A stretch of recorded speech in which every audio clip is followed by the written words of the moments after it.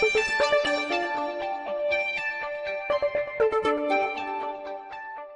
hi, and welcome to Political Quickie, your political show that subjectively discusses current affairs in South Africa and all around the world. My name is Mapasika Murwa. So, South Africa has finally signed the African Continental Free Trade Area. Yes! So initially we were confused, like, did they or did they not sign? But yeah, we've signed. Confusion is over. Thank you very much. So, halala! Yes! Come on with it. Yes, so it's 45 African nations in total now that have signed. South Africa has not yet ratified, and it's going to take 22 nations to ratify the agreement for it to come into effect. Now, Nigeria has not yet signed, but Nigerian President Muhammadu Buhari has signaled that they will be next in the signing. So initially they had concerns in terms of their young industries, and I guess they were concerned that maybe they might not be able to survive, in such a vast market of a total GDP of $3 trillion. I mean, can you imagine? Okay.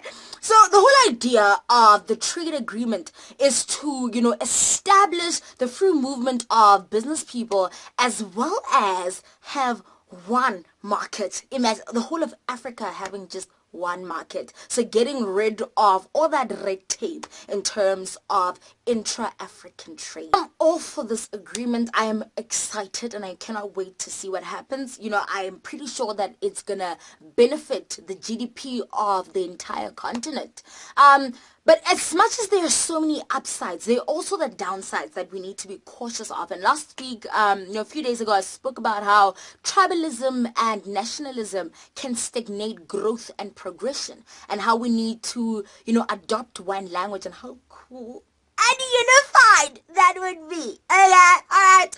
So, yeah. And in another case of, you look at France and the relationship it has with West Africa, and how West Africa still pays colonial tax, which is like the most disgusting thing I've ever heard of to France. So France stands to benefit indirectly from this trade agreement, because whatever money that is made in West Africa will end up going to France anyways. Do you know what I mean?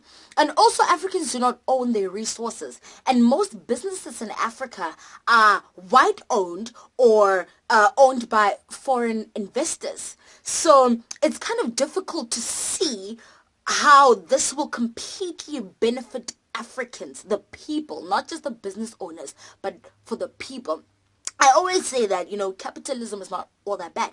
If it's conscious capitalism, then it makes sense. It stands to benefit. You're solving a problem and you're not ripping, the laborers off. So I'm very concerned that, big companies that are not just white owned, but also that are monopolies can potentially move freely and take money out of Africa.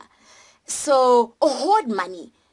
So I'm cautious, and I'm hoping that it's regulated correctly so that it does benefit the people. It benefits the people. So yeah, we shall see. My name is Mapasika Mura. Use your talents to serve humanity, and I will see you guys on Wednesday. Bye.